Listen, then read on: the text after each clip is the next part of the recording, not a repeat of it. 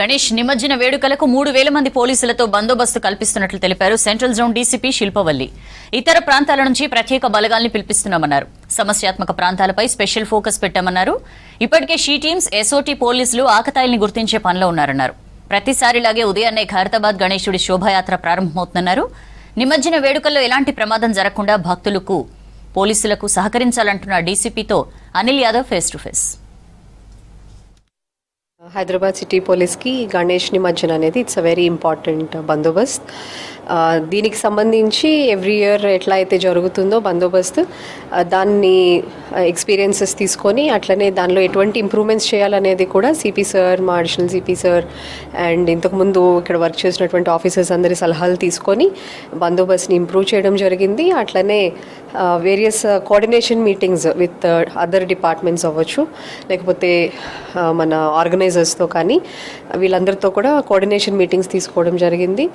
వీటన్నిటిలో భాగంగా మనము మెయిన్ ప్రొసెషన్ రూట్ ఏదైతే ఉంటుందో అక్కడ ట్రీ కట్టింగ్, తర్వాత రోడ్ రిపేర్స్, ఎలక్ట్రిసిటీ సేఫ్టీ, కేబుల్స్కి సంబంధించిన సేఫ్టీ, ఇవన్నీ కూడా ఏమేమి చర్యలు తీసుకోవాలో అదర్ డిపార్ట్మెంట్స్తో కలిసి ఎస్హెచ్ఓ లెవెల్ వరకు కూడా మనం ఫీల్డ్ విజిట్ చేసి చేయించడం జరిగింది. పాండల్స్ దగ్గర కూడా, ఆర్గనైజర్స్ దగ్గరికి అందరం కూడా సిపి సార్ ఆదేశాల మేరకు వీఆర్ విజిటింగ్ గణేష్ మండపాలు రోజు రాత్రిపూట ఖచ్చితంగా అందరము కూడా అటెండ్ అవుతున్నాము. వెళ్ళి వాళ్ళతో ఇంటరాక్ట్ అయ్యి అక్కడ తీసుకుంటున్నటువంటి సేఫ్టీ మెజర్స్ లైక్ ఫైర్కి సంబంధించి, ఎలక్ట్రిసిటీకి సంబంధించి, తర్వాత బ్యారికేడింగ్ అవ్వచ్చు, ఇవన్నీ కూడా వాళ్ళు అక్కడ వెరిఫై చేసుకొని వాళ్ళతో కూడా నిమజ్జనం టైంలో తీసుకోవాల్సినటువంటి జాగ్రత్తలు ఎలా అయితే వాళ్ళు తొందరగా ఆ రోజు we're requesting them to start the procession. నిమజ్జనం అనేది తొందరగా స్టార్ట్ చేసి తొందరగా మన నిమజ్జనం ప్రదేశాలకి వచ్చేటట్టు, అలాగే వచ్చేటప్పుడు డీజే లాంటివి నిషేధం కాబట్టి అవి వాడద్దు అని చెప్పి వాళ్ళందరికీ చెప్పడం జరుగుతుంది. ఇంకా బందోబస్తు సంబంధించి అయితే మనకి మన సిటీ ఫోర్సే కాకుండా ఇతర అన్ని డిస్ట్రిక్ట్స్ నుంచి కూడా ఎట్లయితే ఇతర units like CID, then special forces, TGSP battalions నుంచి, వీటన్నిటి నుంచి కూడా మనకి ఫోర్స్ రావడం జరిగింది. వీళ్ళందరికీ కూడా ప్రాపర్గా accommodation, food and other facilities చూసుకోవడంతో పాటు వీళ్ళందరికీ నిమజ్జనంకి సంబంధించిన బందోబస్తు డ్యూటీస్లో మనం వేసాము. అలానే బడా గణేష్కి సంబంధించి కూడా ముందు మనకి ప్రయారిటీ ఆ రోజు తొందరగా అయిపోతే, గత 2-3 సంవత్సరాల నుంచి ఎట్లా అయితే ప్లాన్ చేసి 6వ తారీఖు ఉదయాన్నే బడా గణేష్ ప్రొసెషన్ తొందరగా కంప్లీట్ చేసుకుంటే మనం మిగతా శోభాయాత్ర ఏదైతే వస్తుందో దానికి సంబంధించి మనం ఫ్రీ అయిపోతాము.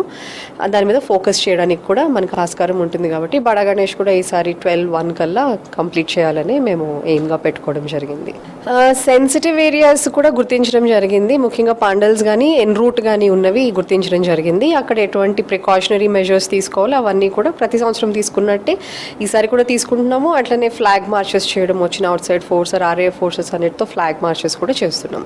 ఇది 7th రోజు కూడా మార్నింగ్ అవర్స్ వరకు కూడా ఉంటుంది. బికాజ్ మీరు గమనిస్తే 6th రోజు ఈవినింగ్ అర్లీగా స్టార్ట్ అయితే మనకి 7th రోజు అర్లీగా అయిపోతుంది.